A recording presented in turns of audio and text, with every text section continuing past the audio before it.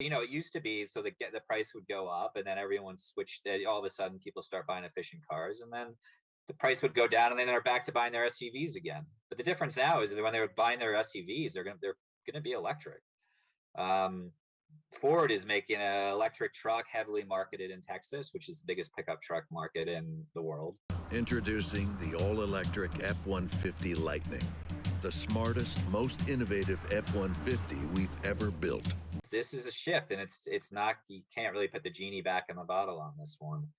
Um, but it's like it's a tricky business for the Democrats who are sort of very much pushing a climate policy, pushing climate policy, and that they want to see this shift, but they don't necessarily want to see people paying a lot for energy, which is going to be the tricky business. We're going to have this in my mind, but this is going to be an ongoing source of tension.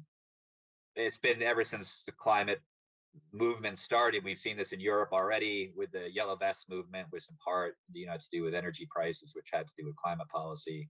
And I think this is going to be a push and pull. You hear how cheap wind and solar are. Very true. They're hugely.